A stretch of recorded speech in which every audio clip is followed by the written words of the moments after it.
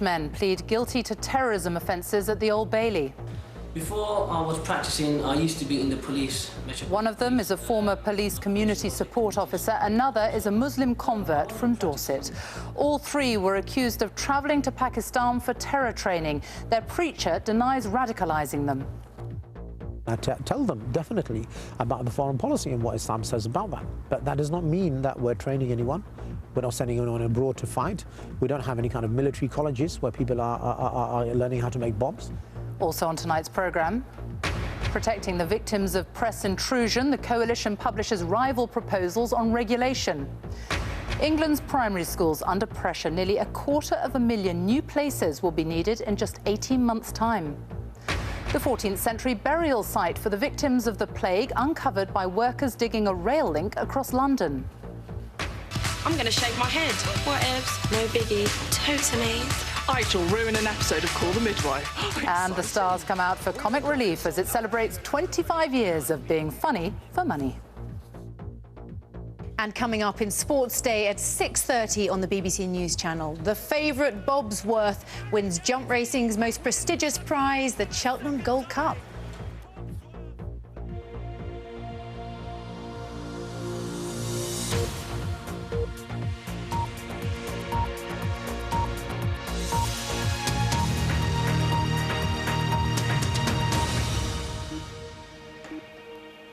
Good evening and welcome to the BBC News at 6.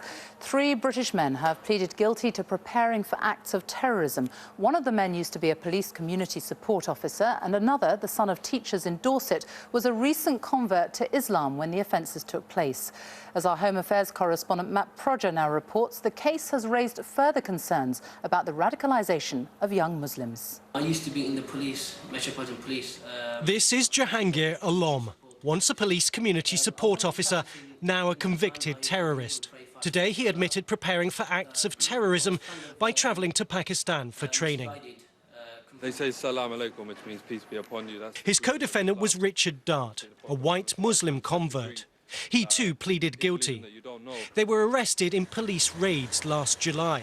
The door to Alam's house was blown off its hinges. He lived in the shadow of the Olympic Park in East London and was taken into custody weeks before the Games. These men were unlikely would-be terrorists. One of them used to help police the streets of London, and the other is from a seaside town in Dorset. Ordinary men seduced by a dangerous ideology. You foolish people risk your life for these degenerate rulers. Richard Dart's path to extremism was captured on camera 2 years ago by his own stepbrother. It became a BBC documentary which tried to make sense of how a young man from Weymouth became a radical Muslim by the name of Salahuddin. There is no one worthy of worship. It showed Dart being converted to Islam by Anjem Chowdhury, a notorious extremist preacher whose various Islamic groups have in the past been banned by the government. It's not known who pushed Richard Dart towards terrorism, but Anjem Chowdhury says it wasn't him.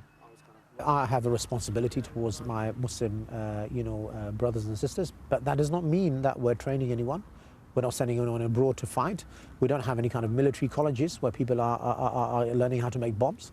You know, if someone is doing anything like that, and I don't think that these individuals, Salahuddin and Jahangir, are, by the way, then they're doing it, behind the scenes. Evidence showed the defendants discussed targeting Wootton Bassett, the Wiltshire town where residents paid their respects to returning soldiers. But there was no word of that in court today. A third defendant, Imran Mahmood, spent a year in Pakistan and is thought to have fought in Afghanistan. But the full details of what these men planned won't emerge until sentencing next month. Matt Prodger, BBC News. The Prime Minister and his deputy, Nick Clegg, have unveiled opposing plans for press regulation following the Leveson inquiry. Both propose a royal charter underpinning an independent regulator. But crucially, the plans set out jointly by Nick Clegg and the Labour leader Ed Miliband would be backed by law. The House of Commons will vote on the issue on Monday. Our political correspondent Ross Hawkins reports. When they heard what happened to the victims of press intrusion, all 3 party leaders agreed things needed to change, but they couldn't agree how. So now David Cameron finds himself split from his coalition partner, with Nick Clegg and Ed Miliband forming their own alliance. Today, the Conservatives were on their own when they presented their plan for a royal charter for press regulation. Papers would pay extra damages in court cases if they hadn't signed up to the regulator. There'd be a risk of huge fines, up to £1 million, if they broke a new press code, but there'd be no law to stop ministers altering the royal charter in future.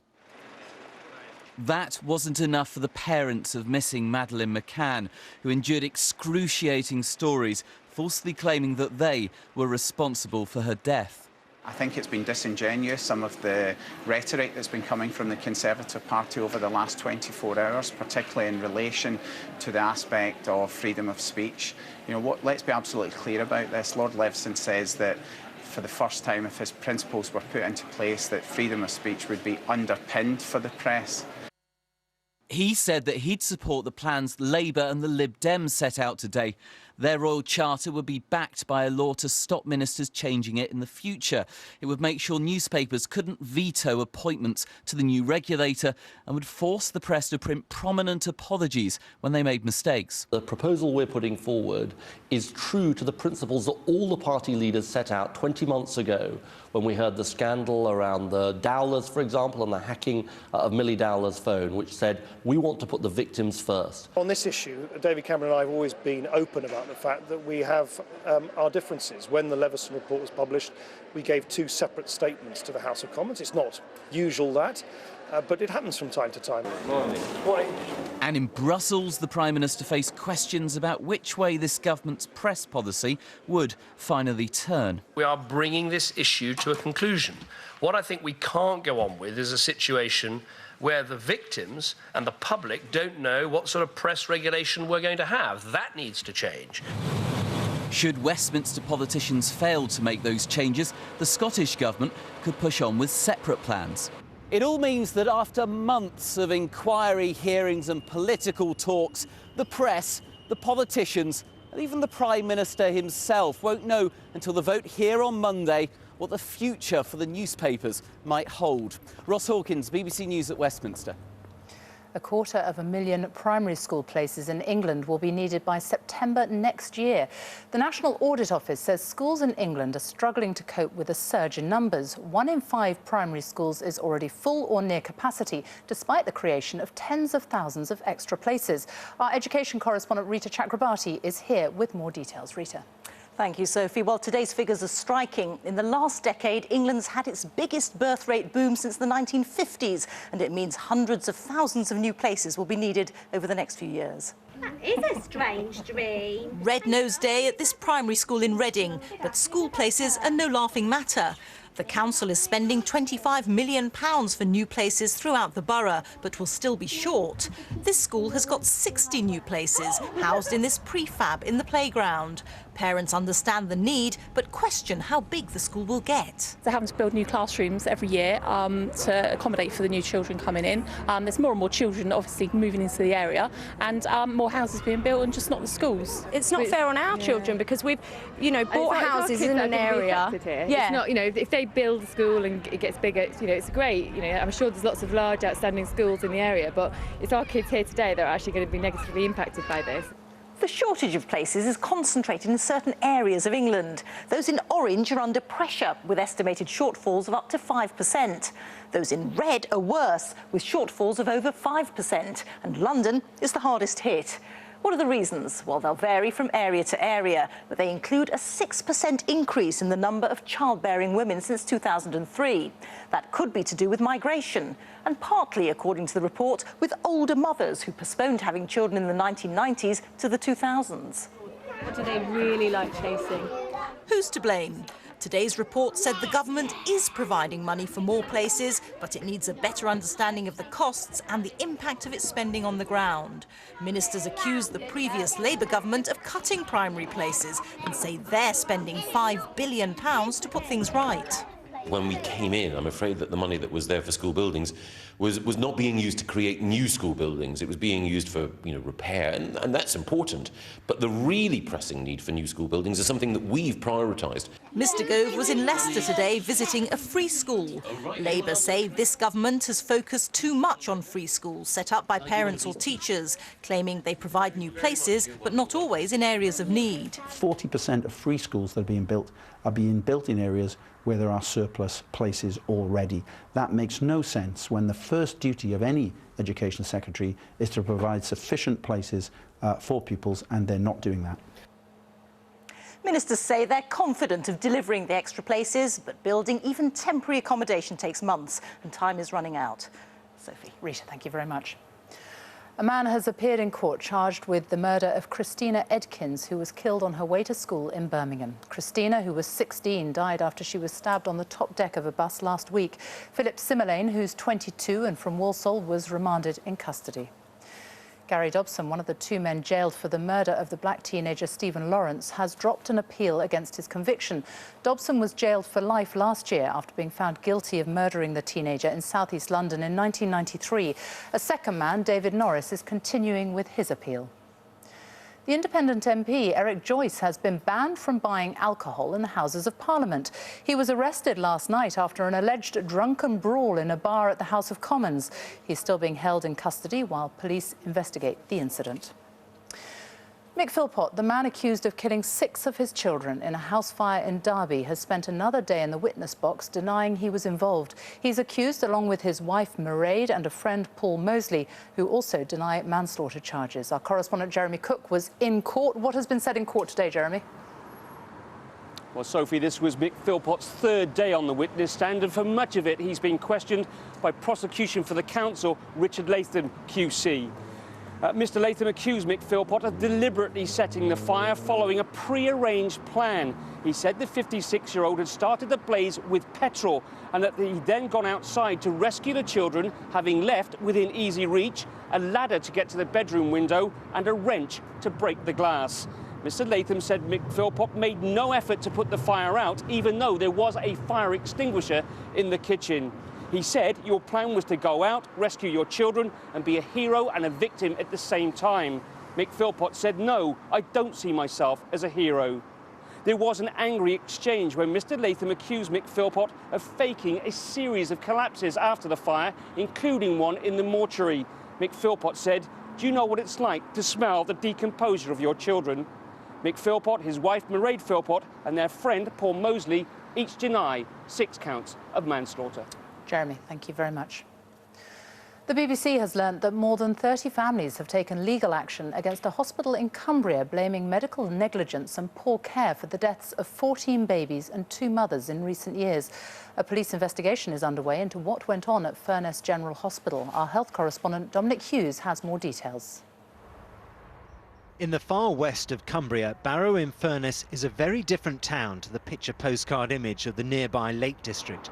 It has a proud industrial heritage, but at the local hospital on the hill above the town, things have been going very wrong. The problems centre around the maternity unit at Furness General. Since 2002, 37 families have launched legal action against the trust that runs the hospital, the majority of the cases in the last 2 years. They include the deaths of 14 babies and 2 mothers. Joshua Titcombe died 9 days after being born at Furness General in 2008. A coroner found that midwives repeatedly missed chances to spot and treat a serious infection. That led to a police investigation into his death and others. The sad thing is it really was a number of years before something was actually done, and that was through you know, an inquest, a police investigation. It took that before the regulators took action. There are also serious questions about an internal inquiry into the hospital's maternity services in March 2010, just months before it sought prestigious Foundation Trust status. It was highly critical of maternity staff. It described team working in the unit as dysfunctional and said consultants had little confidence in the clinical leadership. But the regulators, and in particular the Care Quality Commission, never saw the report. It goes back to an organisation which is defensive, where the clinicians also were defensive about looking at mistakes, near misses, things going wrong, reflecting, doing grounded clinical audit in their work on a regular daily basis to see when things happen, learning the lessons. And that wasn't going on. There's now a new management team in place at this hospital, and in a statement they said there was no denying that women and their families had been badly let down in the past. But because of the ongoing police investigation, they couldn't comment on individual cases. The Care Quality Commission also wouldn't comment while an independent review of its role was being carried out. A public inquiry has been promised, but even the families caught up in the tragic events at the hospital don't want to see services cut, just safe, competent care. Dominic Hughes, BBC News, Barrow-in-Furness. The time is 6:15. Our top story tonight. 3 British men have pleaded guilty to charges of preparing for acts of terrorism at the Old Bailey. And coming up, I'll be reporting how this device could revolutionise the way liver transplants are carried out in Britain. And I'm Ollie Foster here at the Millennium Stadium. Later in the hour on the BBC News Channel, I'll be here with Inside Six Nations. Will it be an English Grand Slam tomorrow, or can the Welsh keep their title?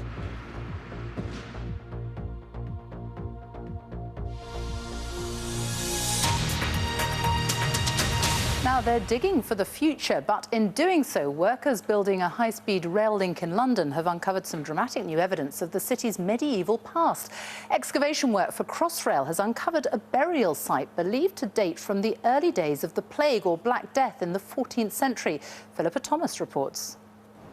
Underneath this quiet space in central London lies a plague pit dug in 1349, when the area was described as no man's land outside the city walls, before it was bought for the Charterhouse Priory. This is just part of the rich history of Charterhouse Square. The medieval Norfolk cloister. We're just metres away from the burial ground of the many thousands of victims of the Black Death. At last, remains have been unearthed of Londoners who died here as bubonic plague swept through the capital.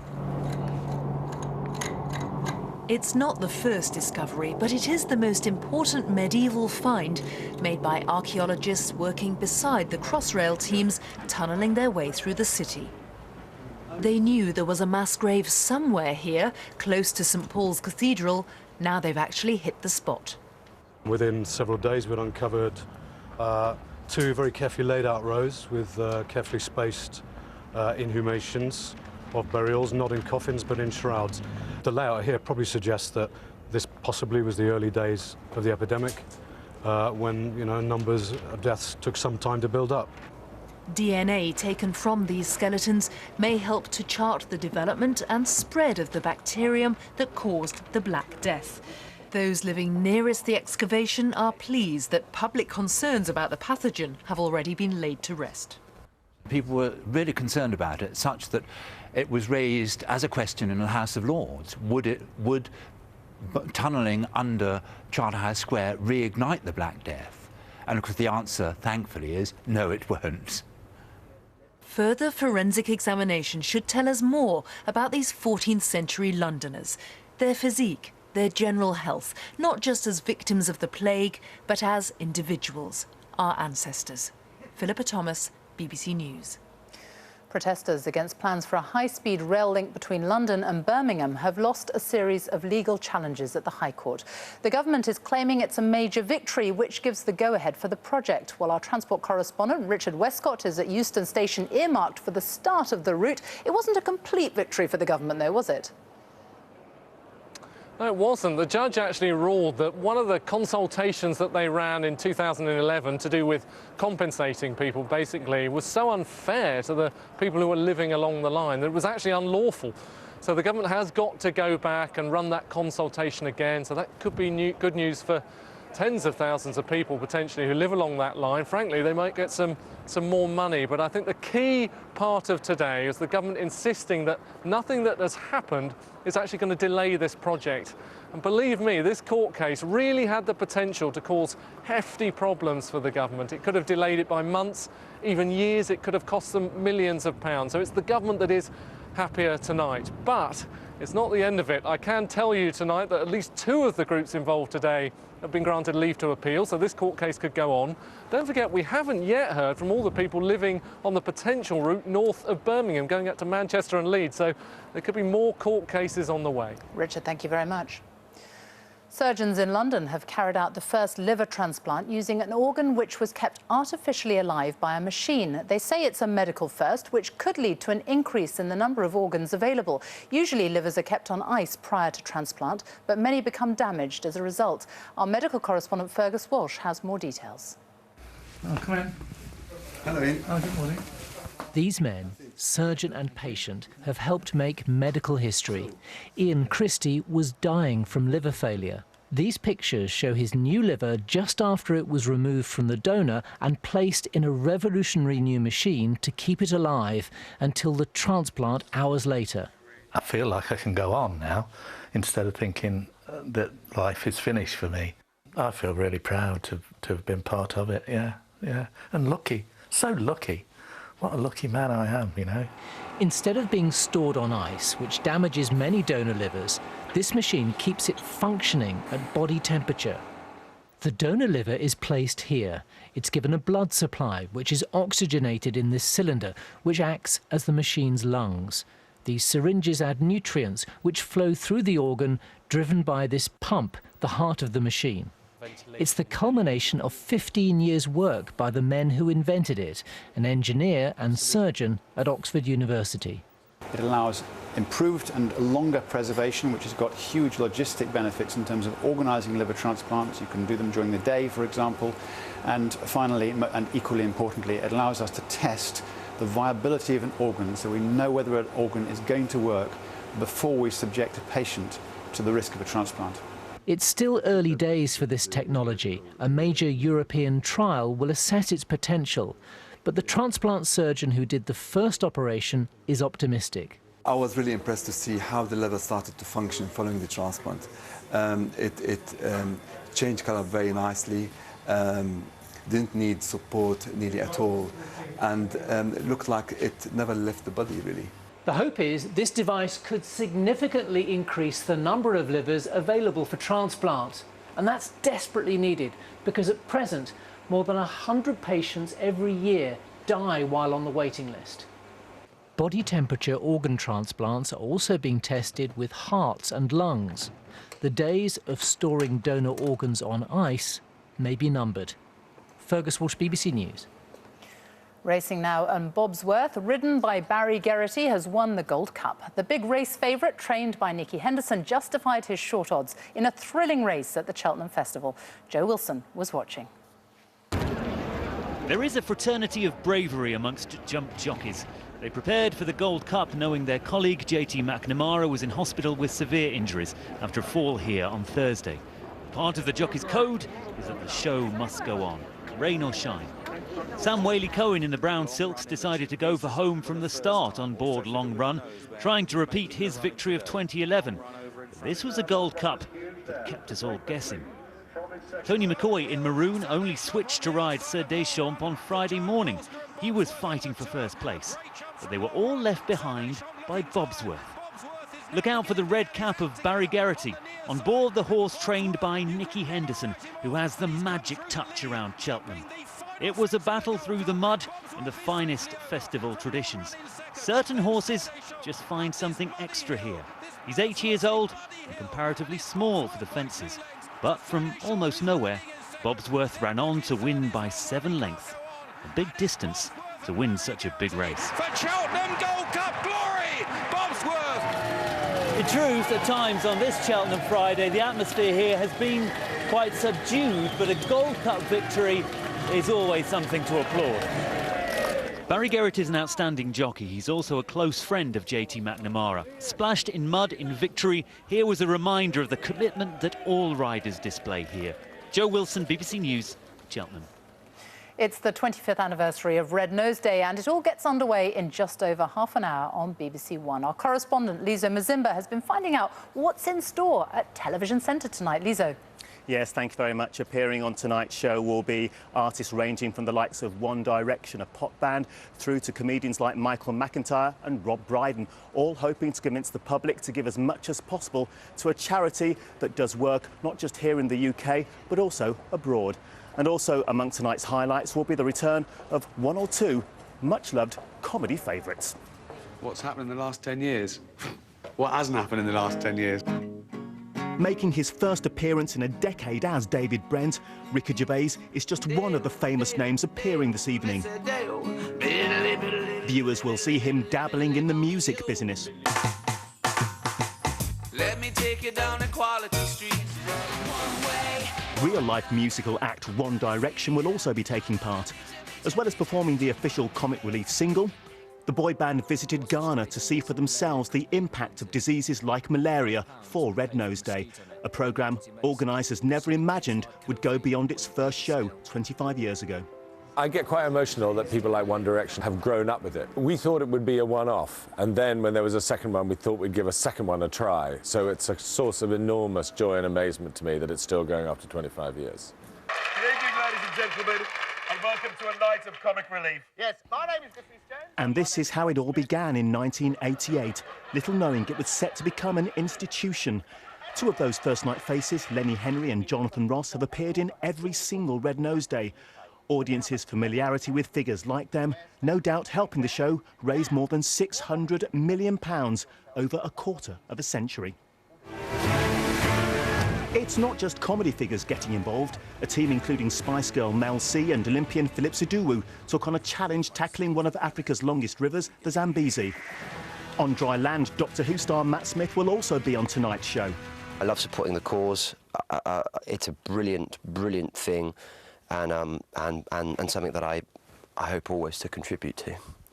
Me? I'm going to shave my head. And it's the combination of celebrity support together with the involvement of members of the public that has helped Red Nose Day to be such a huge success for so many years. Tonight's 25th anniversary show will also be one of the final live broadcasts to come from here at TV Centre, ending decades as its home of BBC television, something likely to add even more emotion to tonight's historic 25th anniversary Red Nose Day. I'm sure it will, Lisa. Thank you very much. Let's have a look at the weekend weather now with Nick Miller. Nick. No relief from the rather cold weather just yet. There's nothing funny about that, I'm afraid. And that insult to injury, low pressure sitting right across us for the weekend. It's never a good sign, is it? And our weather will be very changeable indeed. Now, not a complete washout. There will be a bit of sunshine at times. I don't think anywhere will hold on to that all day long, though, because there'll also be some heavy downpours to contend with, and it's still cold enough for some snow at times, as we'll see in just a moment.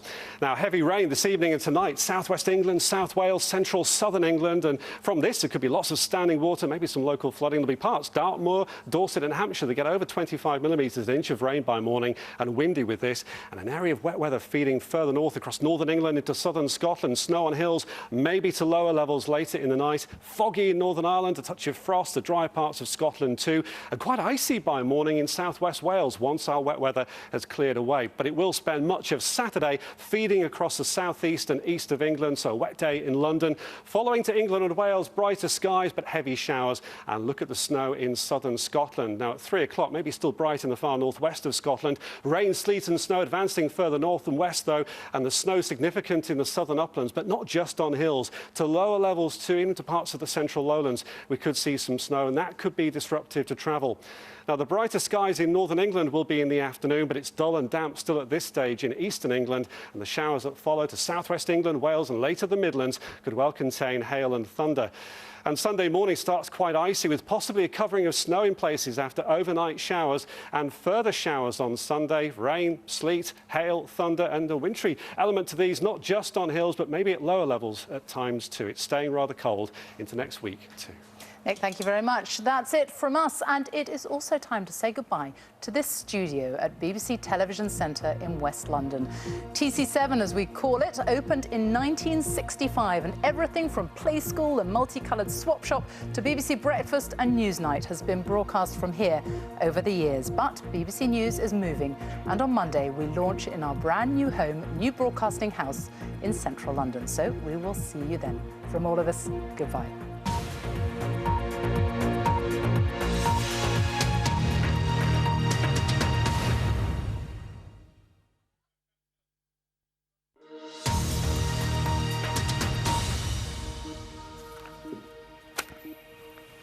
Well, from Studio TC7 to Studio N6. Good evening. You are watching BBC News. It's 29 minutes past 6, and these are This evening's headlines. A man who converted to Islam and 2 other men have pleaded guilty to terror charges at the Old Bailey. Richard Dart, Imran Mahmood and Yahinga Olom, who all lived in London, admitted preparing to commit acts of terrorism by travelling to Pakistan for training. Competing visions for the future of press regulation have been published by the main political parties. The Conservatives say a royal charter should establish a new independent self-regulatory body. Labour and the Lib Dems have issued joint proposals calling for a system underpinned by new legislation